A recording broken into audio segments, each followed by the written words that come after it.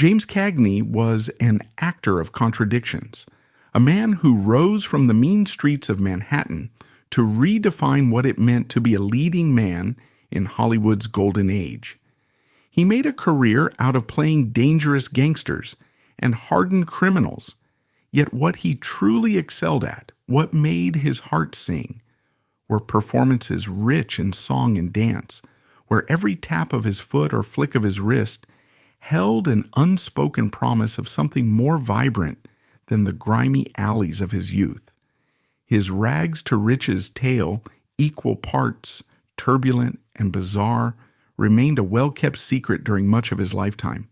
But after his death, the darker side of his family history finally began to emerge in stark detail. When legendary actor James Cagney passed away, his funeral was a star-studded affair, attended by Hollywood luminaries who had long admired or feared his cinematic presence. Yet once the memorials ended and the cameras stopped rolling, the quiet conversations outside the chapel walls revealed long, hidden family turmoil and secrets that had never before seen the light of day. Born in July 1899, James Frank Cagney entered a world rife with hardship. He was a sickly child from the start, so frail that his mother feared he wouldn't even survive to be baptized. He was not the only one in danger. Cagney had 6 siblings, and tragedy struck early in the family. 2 of them passed away only months after birth. In the years to come, Cagney would offer a harrowing explanation for all this heartache.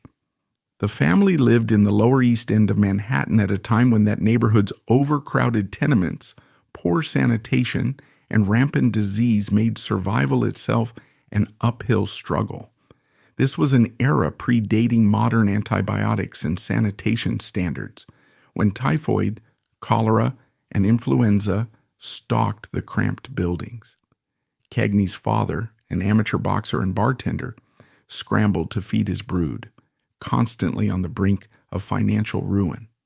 It was a time when a day's wage could vanish in an instant, and children often learned life's cruelty before they could read.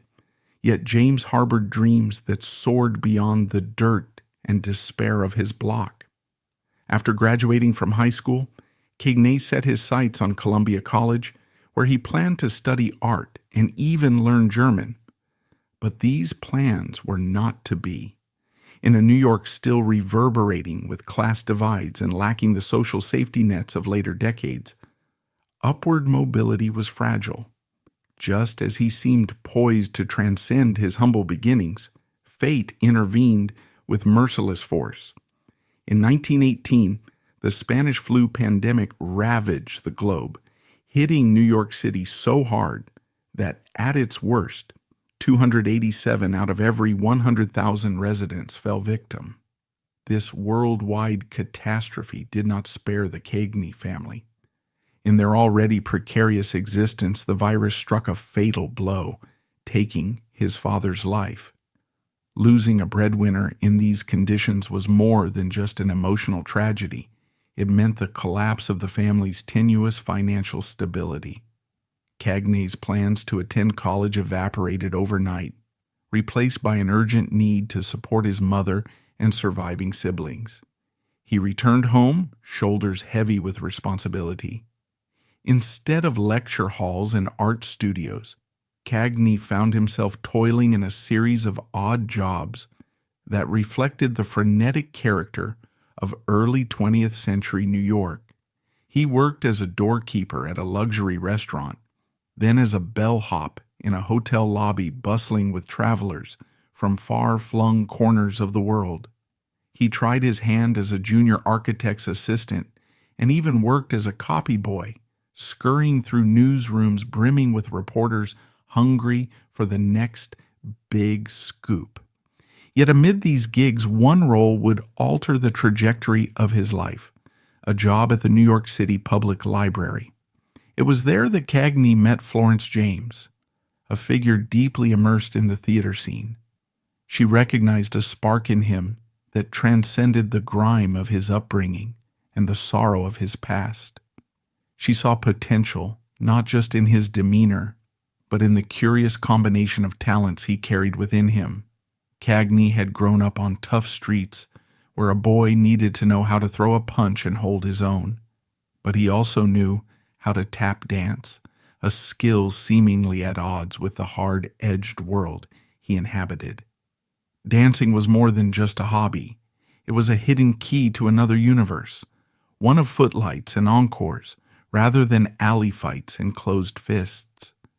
Florence James insisted he belonged in the theater, a place where he could merge his streetwise grit and graceful footwork. But the leap from dream to reality would not be straightforward. Cagney's aunt lived in Brooklyn, right across the street from the Vitagraph Studios, a pioneer in early filmmaking. The timing was remarkable. The 1910s were a moment when silent cinema was exploding, studios popping up wherever cheap real estate and natural light could be found. Fascinated, Cagney watched as wagons carrying scenery and actors in costume moved in and out. Eventually, his curiosity pushed him to scale the studio's wall, and there he witnessed the filming of a movie, a spectacle unlike anything he'd ever seen. This glimpse, caught without permission, ignited an obsession. He craved to be part of that world, one where stories were told not on the noisy streets, but on film sets brimming with possibility. Still, he had to start somewhere. He couldn't waltz into Vitagraph and demand a role. Instead, he became a scenery boy for a pantomime show, an unglamorous position but a foot in the door. By chance, his brother Harry was performing in that very same show, and as fate would have it, the director was none other than Florence James. Cagney remained backstage, content to arrange sets rather than stand before an audience. He was, after all, unsure if he belonged under the spotlight, but destiny wouldn't wait for him to find his confidence. One fateful night, disaster struck. Harry, scheduled to perform, fell ill. The show was in jeopardy, and there was no understudy. Florence James, recalling Cagney's quick mind and restless energy, asked him if he knew the routine. Cagney admitted he did, having observed it countless times, so she urged him forward, onto the stage he had so carefully avoided. Drawing on a photographic memory and a lifetime of survival instincts, Cagney delivered the performance flawlessly. In a single evening, he overcame a profound fear and felt the electric surge that comes from performing before a crowd. Once he conquered that fear, there was no turning back. He had discovered something priceless, the power to command a stage. Even then, doubts lingered. After the show's success, Cagney still wasn't entirely sure he was destined for the spotlight. In 1919, he took a job at Wanamaker's department store. Life could have settled into a dull pattern had it not been for a serendipitous moment. While fooling around on a break, a colleague spotted him dancing and saw potential in his nimble steps. She told him about an audition she'd heard of, one that promised $35 a week, a substantial sum compared to his meager store wages. Yet there was a major obstacle. Cagney knew just one kind of dance. The world of show business demanded versatility, and auditions were fierce battlegrounds where hundreds of hopefuls, armed with multiple dance styles, vied for a spot. It was a high-stakes gamble, a turning point that would determine if Cagney could transform his raw talent and street-learned survival skills into a genuine career in entertainment.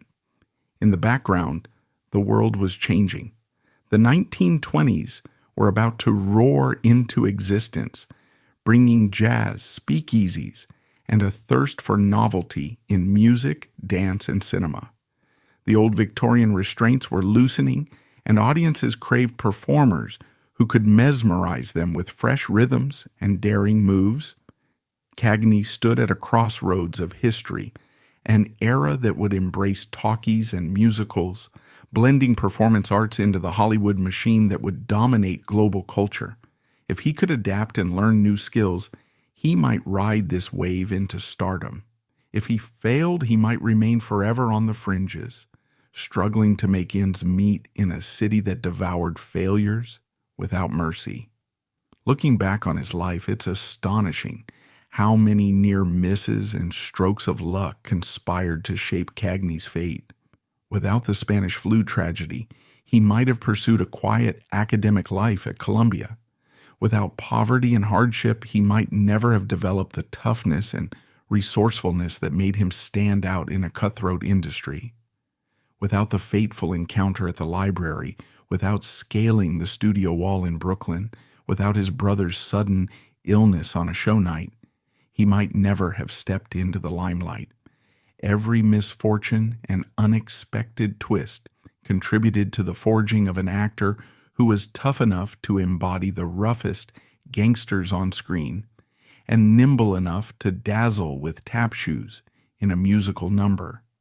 Though much of Cagney's private life and family struggles remained hidden until after his star-studded funeral, these revelations paint a richer portrait of the man behind the roles. He was not merely an actor who specialized in crime dramas, nor simply a dancer trapped in a gangster's body. He was a survivor of global pandemics, urban poverty, and personal loss. He was an ambitious young man whose plans for college were derailed by forces beyond his control, who adapted and found new dreams to chase on the stage and eventually on film. In the silent hush following his death, as stories from neighbors and distant relatives surfaced, it became clear that Cagney's life mirrored the gritty resilience and complexity of the city that birthed him. He was a product of an era characterized by upheaval, innovation, and the clash between old traditions and new freedoms. By the time the world came to know him as a star, much of his turbulent backstory had been polished away or shrouded in Hollywood myth. But with every step he took, whether behind a hotel desk or on the creaking floorboards of a makeshift stage, he moved closer to the destiny that would ensure his legacy as one of Hollywood's most unforgettable personalities. And so, there he stood, on the brink of an audition that would test his talent, determination, and adaptability. The world was changing, and Cagney would have to change with it. He knew one kind of dance, but he'd have to learn more. The question was, would he seize this opportunity, push beyond his fears, and unlock the full spectrum of his gifts? With his past pushing him forward and a future teetering between glory and obscurity, James Cagney stepped into a new chapter, unaware that the journey he was embarking upon would one day become legendary. James Cagney watched intently, his heart pounding, as other dancers took the stage before him.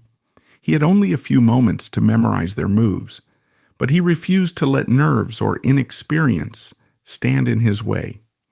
By the time it was his turn to audition, he'd somehow mastered the routine on the spot, sliding seamlessly through the steps and impressing the show's directors. Miraculously, Cagney landed the job. The production was about servicemen, but there was a twist. The chorus of sailors would be dressed in women's attire. Although Cagney was usually shy, he found that being on stage transformed him. Wearing a wig and a dress didn't embarrass him in the slightest. He said that when he stepped under the footlights, he wasn't Cagney anymore. He became someone else entirely. Still, at this point, serious acting was a distant dream. He'd proven he could dance in front of an audience, but Hollywood and the world of dramatic roles remained out of reach. Back home, James Cagney's mother swelled with pride at her dress-donning son, though she privately worried that working in the theater wouldn't provide a stable future. In those years, stage work was seen by many families as unreliable, a stepping stone at best. She wanted her boy to get an education and secure a respectable job. Cagney didn't return to school, but he did try a more traditional occupation to quell his mother's concerns. He became a runner at a brokerage house, racing through busy streets delivering messages and documents. Even as he toiled under the weight of conventional responsibility, the stage still beckoned. In his off hours, he kept auditioning, driven by a hunger for something more than just a desk or delivery job in crowded Manhattan. Before long, he caught a break with a role in a production called Pitter Patter. His salary jumped from $35 a week to $55, a substantial raise at a time when many Americans earned far less. Ever loyal to his family, Cagney sent a generous portion home to support his mother, living on just $10 a week himself. He desperately needed to earn more, but at least he now had a foothold in the theater scene. Behind the scenes at Pitter Patter, Cagney wore more than one hat. He wasn't just performing on stage, he took on off-stage tasks as well. He served as a dresser for an 8-character ensemble and even schlepped luggage around. On top of that, he became an understudy for the show's lead, ready to step in should the star fall ill or fail to appear. It was grueling, but it also meant he was indispensable, a man of many talents and endless determination. As Cagney navigated this bustling backstage world, something unexpected happened. He fell in love. He set his sights on Frances Willard Vernon, one of the show's live performers. The theater, with its bohemian allure and nightly performances, created the perfect atmosphere for romance. By 1922, they were married. Together, the newlyweds embarked on the vaudeville circuit, the lifeblood of live entertainment in that era. Vaudeville was a patchwork of singers, dancers, comedians, and novelty acts traveling from town to town. It offered steady work, but the pay was modest, and the schedule was punishing. Still, Cagney and Frances managed to keep their act alive despite the long train rides, tiny dressing rooms, and uncertain paychecks. Yet money remained tight, and like countless hopeful performers of the time, they believed that Hollywood, with its emerging star system and ever-growing studios, might be their golden ticket. Palm trees, sunshine, and the promise of the silver screen tempted them westward. They arrived in California with hopeful hearts, only to discover that Tinseltown remained unimpressed. Hollywood was swarmed with ambitious newcomers, each with similar dreams, and the studios were choosy.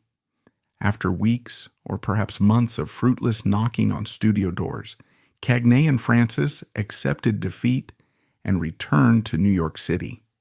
The trip felt like a harsh reminder that while vaudeville offered some stability, film stardom remained elusive.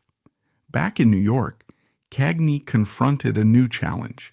He'd proven himself as a dancer, but what about pure acting? Roles that required lines and character work without relying on fancy footwork. Fate would soon test him. He auditioned for a play called Outside Looking In, a gritty drama that demanded authenticity and presence. Cagney thought he stood no chance, but there was one strange advantage. The character he read for was a red-headed hobo called Little Red, and Cagney himself had fiery red hair. In a surprising turn, he snagged the part, and with it came a significant pay increase, $200 a week, a small fortune compared to what he'd earned before. This performance changed everything. Critics praised his work, singling him out as a compelling stage presence. That kind of notice could open many doors. Soon, another opportunity arose. Cagney was offered a role in a production called Broadway, which was poised to transfer from New York City's theater district to the prestigious London's West End. It promised international exposure, a chance to prove himself overseas. Overjoyed, Cagney and Frances packed their belongings, filled with excitement at the prospect of performing abroad. Just before the ship was set to sail, however, he received crushing news. The show's producer rescinded the offer. They no longer wanted Cagney. He and Frances were left homeless, their possessions piled up, their dream of conquering London's theater scene dashed in an instant. It was a brutal blow. At times like these, many aspiring performers gave up, succumbing to the heartbreak and instability. Cagney, though devastated, refused to surrender completely. Instead of throwing in the towel, he turned to a new venture. He opened a dance school, teaching others the art he'd perfected through trial, error, and sheer perseverance. Running a dance school was exhausting, but Cagney didn't let it sap his spirit entirely. He kept one eye open for theatrical opportunities.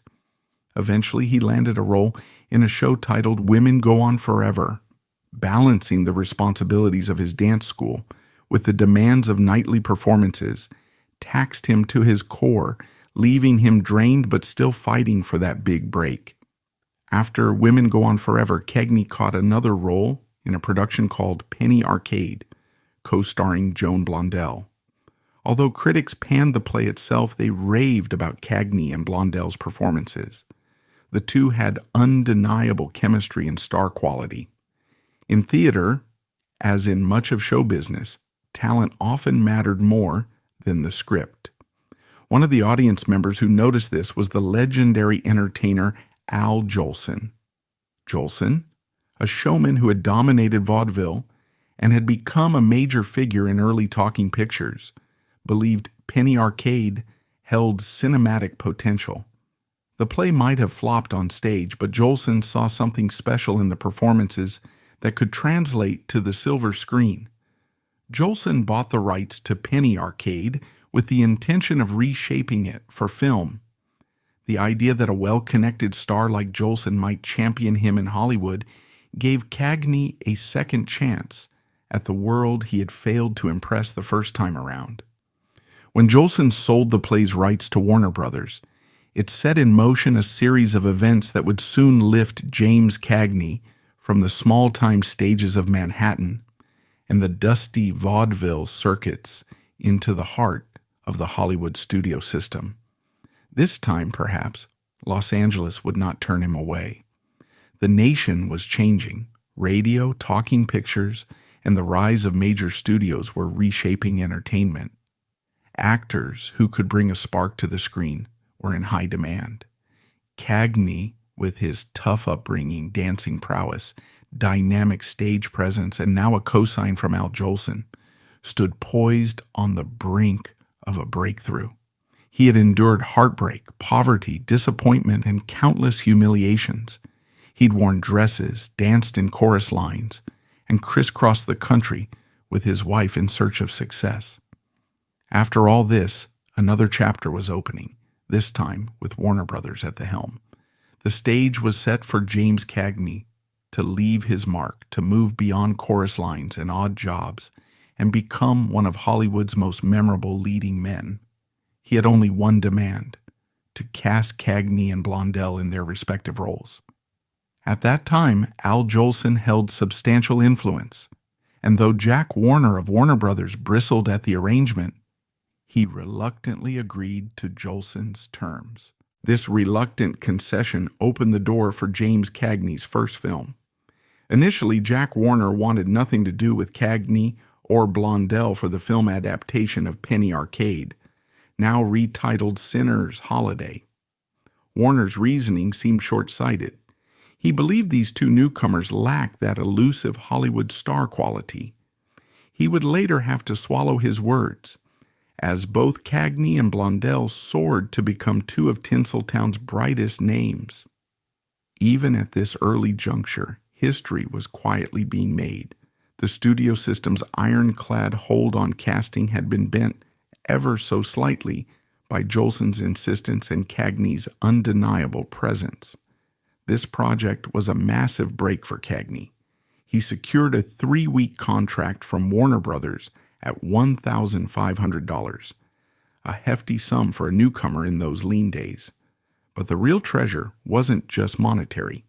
By appearing in Sinner's Holiday, Cagney unearthed something invaluable, a character type that would define the first phase of his career. In the film, he portrayed a tough guy forged in hardship, a bad boy whose rough edges somehow inspired audience sympathy. This fusion of menace and vulnerability struck a chord with viewers and became Cagney's bread and butter. Surprisingly, he didn't fear typecasting. Instead, he embraced it as a reliable calling card. As he would say with a hint of pride, whenever a movie needed a streetwise tough with a wounded heart, They came knocking on his door. With that momentum behind him, Cagney charged forward into the Hollywood mainstream. Before long, he landed a supporting role in a major production, The Public Enemy, 1931. Initially cast as the best friend of lead actor Edward Woods, Cagney's fate took a swift, dramatic turn just a few days into filming. When the director pulled him aside for a private chat, Cagney must have feared the worst. Perhaps he had bungled a scene or failed to impress. Instead, the director dropped a bombshell. He wanted Cagney to swap roles with Woods.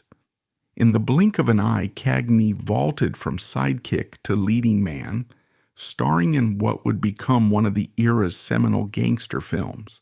One scene in The Public Enemy would become so iconic that it still resonates through film history. Seated at the breakfast table, Cagney's character grows furious with his on-screen wife, played by Mae Clarke.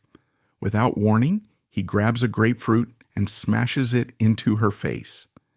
Its origin is shrouded in rumor and debate. Did the script call for it, or was it spontaneous? Whatever the truth, the grapefruit scene erupted off the screen and into the cultural lexicon. It encapsulated a raw, unpredictable violence and authentic swagger that audiences craved during the early 1930s, a time when prohibition and economic turmoil had hardened the public's taste. While moviegoers gaped and whispered about the grapefruit moment, Cagney himself struggled off camera. During filming, Douglas Fairbanks Jr. initiated a charity drive, demanding everyone on The Public Enemy contribute. Cagney didn't mind donating, but the forced nature of the request rubbed him the wrong way. He disliked being coerced, even for a good cause. Instances like this fueled his reputation as the professional againster, a man who stood firmly against bullying, even when it emerged in subtle forms. Cagney's explosive grapefruit stunt made audiences hunger for more shocking displays, and the studios were all too willing to deliver. In Smart Money, 1931, Warner Brothers arranged another sensational moment. Cagney's character slaps his female co-star Evelyn Knapp. By now, his persona as a brutal tough guy, quick with his fists and a sneer, was taking solid shape. But Hollywood was about to undergo a seismic shift in morality and content. As these scenes of rough male dominance piled up, some viewers and moral guardians recoiled. They believed Hollywood was pushing the envelope too far, normalizing brutality and vice. Around this time, the motion picture industry adopted the Hays Code, a moral guideline designed to rein in provocative content. Decency crusaders demanded the studios curb violence, sexual suggestiveness, and general moral ambiguity. For an actor like Cagney, who thrived in the gray areas of gangster roles and spontaneous acts of on-screen violence, this spelled danger. His tough guy era seemed threatened by changing tastes and enforced morality. The studios, especially Warner Brothers, recognized that Cagney would need a career overhaul to remain both compliant and bankable. They decided to steer Cagney into new territory, away from the relentless gangster persona. Enter Blonde Crazy, 1931, a comedy that reunited him with Joan Blondell. To everyone's surprise, including Cagney's, audiences adored him in a lighter role. His timing, expressive face, and street-smart charm translated beautifully into comedic hijinks. Yet just as he finally conquered the gangster stereotype, another frustration gnawed at him: his salary. Despite a string of hits, Warner Brothers still wasn't paying him what he felt he deserved. The math was simple. Audiences loved him, critics lauded him, and his films pulled in strong box office returns. So why was he still underpaid? This tug-of-war over money wasn't just about greed. Cagney understood that an actor's earning power equated to respect in a system where studios treated performers like cogs. He had watched other actors, some still teenagers, work punishing hours under restrictive contracts. Just as he had demanded creative control and moral respect on set, he now sought fair compensation. Cagney's struggle anticipated broader labor battles soon to rattle Hollywood. The Great Depression had forced studios to tighten budgets. But now, as box office draws like Cagney flexed their muscles, negotiations intensified. He wanted not only a paycheck that matched his value, but also a recognition that actors were essential architects of cinema's magic, not mere employees at the mercy of moguls. Meanwhile, the gangster cycle he helped popularize had begun to face new scrutiny under the Hays Code. Even as he demonstrated prowess in comedy, his gangster past would cast a long shadow. The public still associated him with hard-edged menace, while the industry's moral compass spun uncertainly. With changing times, censorship, and shifting public sentiments, Cagney's career was poised to follow a winding path. He would go on to challenge the studio system even more directly, break new ground, and find inventive ways to sustain his popularity. That grapefruit scene, so wild and unexpected, had set him on a trajectory he could never have predicted. Now he'd have to blend humor, heroics, and heart into his roles if he wanted to survive Hollywood's next chapter. As the lights dimmed and cameras rolled in those early 1930s sets, a pivotal transformation was underway. Cagney, once a reluctant star chosen against Jack Warner's wishes, had become an icon. He had tasted creative power, financial frustration, moral conflict, and direct confrontation with studio heads who thought they controlled his destiny. Audiences eagerly watched his every move, waiting to see if the tough guy could adapt to changing times. They would not be disappointed. James Cagney was only getting started, and Hollywood's evolution, artistically, financially, and ethically, would play out in tandem with his meteoric rise. He realized he was making a fortune for Warner Brothers, yet he wasn't seeing a fortune in his own paychecks. When James Cagney, flush with successes that had made him a household name, dared to ask Warner Brothers for a raise, the studio flatly refused. Adding insult to injury, they insisted that Cagney promote Warner Brothers films he wasn't even involved in. Enough was enough. Disillusioned and frustrated, Cagney decided to leave Hollywood and retreated to New York City to reconsider his future. While he licked his wounds back east, his brother Bill remained in Los Angeles, house-sitting Cagney's home and moonlighting as his agent. Bill wasn't afraid to push back against the studio's hardball tactics. Surprisingly, Bill managed to succeed where Cagney had failed, securing a new deal that guaranteed James $1,000 a week. This improved salary was not spectacular by A-list standards, but it was a significant increase. Enticed by the pay bump, Cagney returned to Hollywood. His first film under this new arrangement was Taxi in 1932, where he played a hot-headed cab driver. There was, however, one glaring complication. Cagney had never learned how to drive. For a man who'd spent years perfecting his craft and choreographing scenes of tough guy grit, the notion that he'd have to take driving lessons just to play a taxi driver was an unexpected hiccup. Still, he rose to the challenge, and Taxi rolled into theaters as planned. The movie also spawned one of cinema's most famously misquoted lines. Impressionists and comedians for decades would mimic Cagney by saying, "You dirty rat." But what he actually said on screen was, "Come out and take it, you dirty yellow-bellied rat." It was a small detail, yet it symbolized how public perception could transform an actor's legacy, bending it away from the exact truth. While the script had Cagney cursing fictional rats behind the scenes, he faced more dangerous threats than verbal misquotes. During the 1930s, studios trying to cut costs often took shocking risks. Blank cartridges for firearms were expensive, and in many cases, studios resorted to using actual live rounds, relying on careful aim to avoid tragedy. During the filming of Taxi, Cagney himself had a close call, a narrow escape that underscored how easily disaster could strike. These harrowing experiences, combined with the persistent salary disputes, began to wear him down. He wanted out of Warner Brothers once more, but his ironclad contract chained him to the studio. Desperate to gain his freedom, Cagney made a startling offer.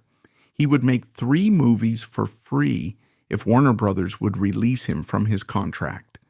This was virtually unheard of in an industry where actors fought tooth and nail for every dollar, yet the studio flatly refused. They preferred to keep him locked in place, a golden goose who produced profits no matter his personal dissatisfaction. Fate, however, had another ally waiting in the wings, director Frank Capra. Capra, known for his humane storytelling and empathy for the underdog, stepped in to advocate for Cagney. He managed to secure a substantial raise for the actor, bumping his salary up to $3,000 a week and reducing his workload to a more manageable 4 films a year. Warner Brothers also promised that Cagney would receive top billing in all those pictures. On the surface, it looked like a sweet deal, but Cagney, already embittered by previous slights, wasn't ready to celebrate. His struggles went beyond his own paycheck. Cagney's ordeal reflected a larger problem in Hollywood. The studios wielded incredible power, often exploiting actors who worked grueling schedules, sometimes 100 hours a week, and forcing even teenage performers to labor under punishing conditions. He wasn't just negotiating for himself, he was standing up for others who lacked the courage or clout to demand better treatment. Alongside fellow stars like Humphrey Bogart, Cagney threw his weight behind the newly forming Screen Actors Guild. This was a radical move, taking on the most powerful moguls in Hollywood. The studio system, which had long reigned supreme, found itself confronted by rebellious talent who realized that, united, they might gain some control over their working lives. While he fought for workers' rights in secret meetings and hushed conversations, Cagney's professional battles continued. In 1934, Warner Brothers violated his carefully negotiated contract by making him film 5 pictures instead of 4 and demoting him to second billing in one of them. This was a blatant breach, and it infuriated Cagney and his brother William. The two decided to do the unthinkable, sue Warner Brothers. Most actors would have cowered at the mere thought of challenging the mighty studio. Hollywood was known for blacklisting troublemakers, destroying careers at a whim. Yet Cagney was fearless. As the court case dragged on for months, he found himself with free time. For years, he had harbored a quiet dream of living simply, away from the Klieg lights and sound stages.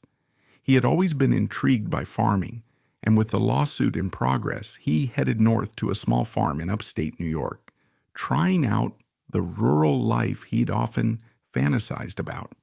On the farm, Cagney discovered a calmer rhythm.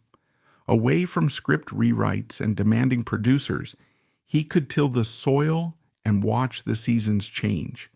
But was he truly at peace? Evidence suggests he may have grown restless. Despite his frustrations with Hollywood's power plays, he still loved acting. So the moment a call came offering a new film opportunity, this time not from Warner Brothers, but from a relatively new entity, Grand National Films, he abandoned his plow and hurried back to Hollywood. Grand National's offer signaled a shift in how business could be done. Instead of a fixed weekly salary, Cagney would receive $100,000 for a single film, in an era when the average American could hardly imagine such wealth during the Great Depression. This was a staggering sum. The Depression had hit Hollywood too, but films were one of the few forms of affordable escape for the masses. With fewer stable financing options and cutthroat competition, studios had to entice bankable stars with more generous terms. Grand National saw in Cagney someone who could draw audiences, a star whose charisma had been proven, who had fought the system and lived to tell the tale. This was not just about money, this was also about respect, about acknowledging that actors, especially ones as talented and beloved as Cagney, were indispensable. Cagney's tumultuous journey reflected the broader tensions within the entertainment industry during the 1930s. The studio system's chokehold on talent was being challenged. With the rise of the Screen Actors Guild, actors began to understand that unity brought leverage. They were no longer pawns to be shuffled around without complaint. Directors like Capra and stars like Bogart stood by Cagney, recognizing that improving conditions for one could elevate the industry as a whole. Meanwhile, Hollywood audiences, immersed in gangster films, musicals, and escapist fantasies, had no idea of the fierce battles unfolding behind the scenes, the union negotiations, the lawsuits, and the quiet defiance of stars who refused to be treated as disposable commodities. Cagney's return to Hollywood for Grand National represented more than just another payday. It was a declaration of independence. He had demonstrated that he would not be bullied, that he would stand up for fair wages and safer working conditions, and that he cared about the younger actors just entering this glamorous yet hazardous world. Although he had once tried to walk away from Warner Brothers, even offering to work for free to buy his freedom, he now saw a path forward that allowed him to maintain his principles and still thrive creatively. Actors were beginning to see themselves not just as employees, but as artists who deserved a fair share of the profits and the respect of their employers. As the industry continued to evolve, some performers would follow Cagney's lead, challenging the old order and pushing Hollywood into new territory.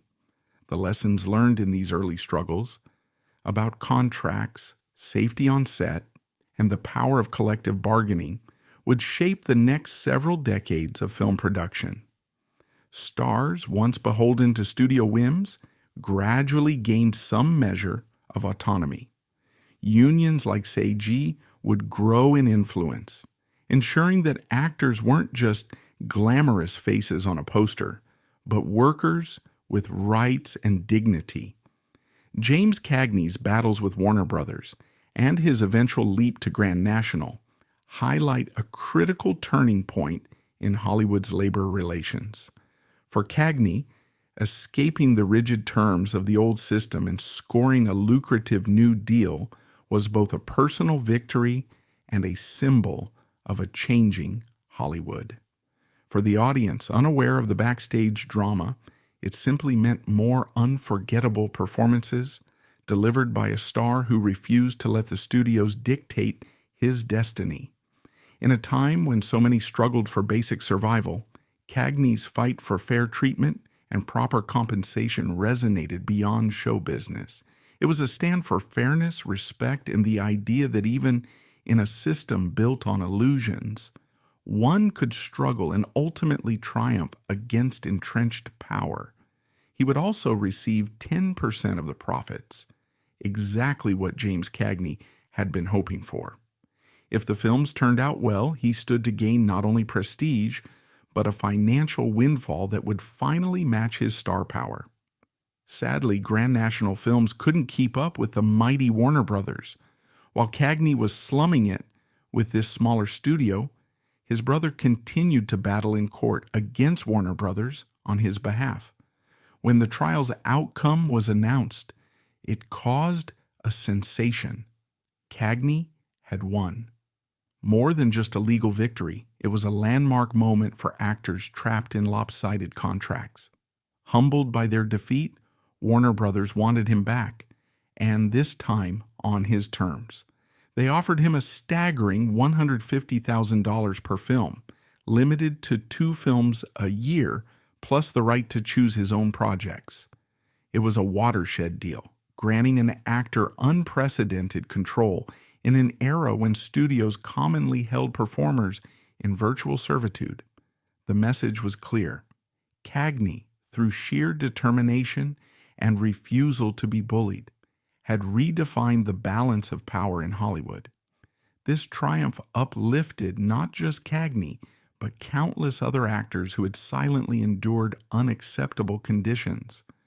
Buoyed by his newfound freedom and leverage, Cagney took on a role in Angels with Dirty Faces, 1938, appearing alongside Humphrey Bogart and a rowdy troupe of young performers known as the Dead End Kids. These were rough, streetwise boys who, much like Cagney himself, emerged from the hard, scrabble neighborhoods of New York City. Their reputation preceded them. They were known to pull wild pranks on set, including swiping Bogart's pants, a shocking disrespect in a time when movie sets were supposed to be orderly kingdoms ruled by directors and producers. But when they tried to test Cagney's patience, they discovered he was no easy mark. The Dead End Kids also loved improvising lines, especially actor Leo Gorcey, who thought he could rattle Cagney by ad-libbing. Unbeknownst to Gorcey, Cagney's street smarts were as sharp off-screen as on.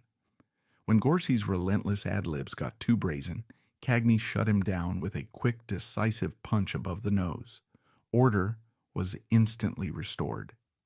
The tough guy audiences knew from the screen was no mere fiction. Cagney could handle himself against real-life troublemakers. Still, this tough guy image was about to undergo a startling metamorphosis. Most people associated Cagney solely with hardened criminals, street thugs, and intense showdowns. He was about to surprise everyone with Yankee Doodle Dandy, 1942, produced by Hal Wallace and centering on George M. Cohan, a towering figure in American musical theater. Cohan, often called the man who owned Broadway and the father of the American musical, represented a seismic shift for Cagney's career. Instead of spitting out threats and slinging grapefruits, Cagney would be singing, dancing, and tapping into a patriotic spirit that seemed worlds away from his gangster roots. They made Yankee Doodle Dandy at a tumultuous moment in history. World War II was raging, and America had just been dragged into the conflict after Japan's attack on Pearl Harbor. The first day of filming followed the infamous day that would live in infamy, December 7th, 1941. Suddenly, this musical biopic carried greater weight than anyone had anticipated. Could it be one of the last films made by a free America before wartime privations changed the industry forever? This sense of urgency lit a fire under everyone involved. Cagney threw himself into the role, improvising a tap dance not in the script, and even continuing to perform after fracturing a rib. His devotion paid off spectacularly. Yankee Doodle Dandy was a smash hit, a morale booster in dark times, and it brought Cagney the ultimate accolade, an Oscar for Best Actor. He became the first performer to win for a musical role, proving that he was far more than just a tough guy. Armed with an Academy Award and fresh confidence, Cagney decided to forge his own path. Together with his brother William, he founded Cagney Productions, stepping beyond acting into the realm of producing. It was a busy, heady era for him. He also worked to lift morale among servicemen caught in the global conflict, traveling abroad to entertain the troops. He rose through the ranks of Hollywood's power structure, becoming president of the Screen Actors Guild, further consolidating his influence and championing actors' rights. For a moment, it seemed Cagney could do no wrong. But as is often the case in show business, good fortune can evaporate in an instant. Although Cagney Productions had some initial successes, it ultimately met a sad and unexpected end. Under financial pressures and industry complexities, Cagney reluctantly signed the company over to the old adversary, Warner Brothers. The very studio he had once fought tooth and nail. It felt like a step backwards, pushing him back into familiar territory, playing the bad guys with bad childhoods, the very personas he had once leveraged into stardom. If anyone thought that working on a sentimental musical and running his own company might have softened his famous off-screen temper, they were mistaken. By the mid-1950s, Cagney was still ready to stand his ground, no matter who challenged him. In 1955, he took a role in Mr. Roberts, directed by John Ford, a legendary filmmaker celebrated for classics like The Grapes of Wrath. Ford was a brilliant yet problematic figure, known for bullying his actors and provoking confrontations to extract raw performances. When Ford met Cagney at the airport, sparks were bound to fly. The historical context makes this clash even more intriguing. Post-World War II, Hollywood was shifting. Television had begun to siphon off audiences, and the studio system's iron grip was loosening. Directors like Ford and actors like Cagney were dinosaurs of a certain era, fiercely independent, strong-willed men who believed in their artistic instincts and would not yield easily. The conflict between these two titans symbolized old Hollywood's internal struggles. As filmmakers and actors vied for creative control and respect, Cagney, having fought executives, battled with co-stars, and challenged the status quo, faced this new showdown undaunted, ready to hold his ground as he always had. In the broader tapestry of Hollywood history, Cagney's journey from a scrappy actor battling Warner Brothers for fair treatment to an Oscar-winning star and studio founder offers a microcosm of the industry's evolution. He experienced the brutal world of early studio contracts, navigated the moral strictures of the Hays Code, proved himself versatile enough to shift from gangster to musical genius, and emerged as an advocate for actors' rights.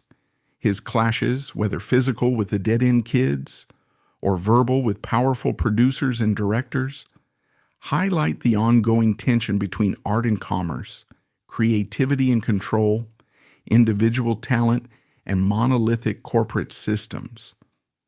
As these undercurrents swirled in the mid-20th century, Cagney's story took on new layers of meaning. He'd begun as an underdog, forced to accept punishing terms, and ended up setting precedents that allowed future generations of actors more autonomy and respect. Yet for all his victories, he still confronted moments of defeat and disappointment. Signing his own production company over to Warner Brothers was a bitter pill. Life in Hollywood remained unpredictable, and even a proven star had to keep fighting for his vision. On that day at the airport facing down John Ford, James Cagney was once again stepping into a fray. But this time, he carried decades of experience, triumph, and heartbreak with him. He was no longer just a contract player, nor just an acclaimed leading man. He had become something rarer, a figure larger than any single role, embodying the resilience, complexity, and relentless will to survive that defined Hollywood's golden age. He voiced a shocking prediction. He warned Cagney that they'd eventually tangle. Later, Cagney confronted him about it, saying, "When I started this picture, you said that we were going to tangle before this was over. I'm ready now, are you?" Standing at a tense crossroads, director John Ford, renowned for cinematic masterpieces like The Grapes of Wrath and Stagecoach, had a notoriously volatile temper and a long history of testing his stars. Yet perhaps surprisingly, Ford opted to back down and just walked away, choosing not to engage in a confrontation that might have escalated. This moment, simmering with unspoken challenges and potential clashes of ego, offered a rare glimpse into the complicated dynamics that sometimes arose between legendary directors and their equally formidable actors. In 1955, James Cagney suffered a minor stroke, a cruel twist that stole some of the vigor he had long taken for granted. The aftermath plunged him into a spiraling depression. For the first time, he found himself unable to enjoy the physical pastimes he cherished. Dancing, horseback riding, even painting, all now seemed beyond his reach. Yet, even as he faced these personal hardships and a sense of loss, a silver lining emerged over the horizon. Decades had passed since his heyday as an indomitable force in Hollywood, and as many older actors drifted into obscurity, Cagney still possessed a magnetic draw. In 1981, after 20 years of retirement, Cagney returned for one final bow on the big screen with Ragtime, a film directed by Milos Forman that delved into early 20th century American life and the undercurrents of class, race, and social upheaval. To shoot his scenes, Cagney traveled to the UK, an undertaking that underscored not only his enduring dedication to the craft, but also his global appeal. When he arrived aboard the Queen Elizabeth II, he was greeted by a throng of adoring fans, an overwhelming crowd that left security personnel astonished. It was a testament to Cagney's timeless star power. Despite his long absence from film, audiences on another continent still recognized and revered him. More surprises awaited him in Britain. Appearing at the Queen Mother's birthday performance, he found himself at the center of an unprecedented honor. The Queen Mother, a figure of considerable tradition and protocol, rose to give Cagney a standing ovation. This was remarkable not only because of the royal family's customary reserve, but also because the Queen Mother took the extraordinary step of going backstage to meet him in person. Historical protocol typically discouraged such a personal gesture, highlighting just how deeply Cagney's legacy resonated, transcending the borders of Hollywood and crossing into the realm of cherished cultural icons. Time had not diminished his fame. If anything, it had only burnished his legend. Yet this late career renaissance was bittersweet. Cagney had limited time left. On Easter Sunday, 1986, the actor, who had defined an era of cinema, succumbed to a heart attack. His passing closed a long, eventful chapter in Hollywood's storybook. When it came time for the funeral, the pallbearers formed an eclectic group. Director Milos Forman, whose Eastern European roots and boundary-pushing filmmaking style contrasted with the old studio system that once bound Cagney. Ballet dancer Mikhail Baryshnikov, a symbol of elegance and discipline from a different artistic tradition.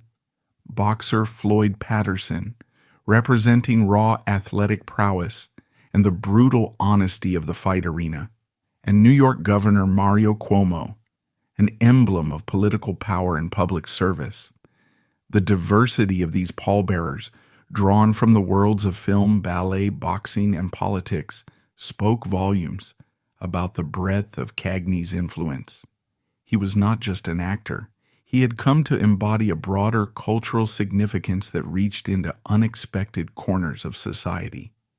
Even President Ronald Reagan, a former Hollywood colleague turned leader of the free world, read the eulogy, bringing together the spheres of entertainment and governance in a single poignant moment.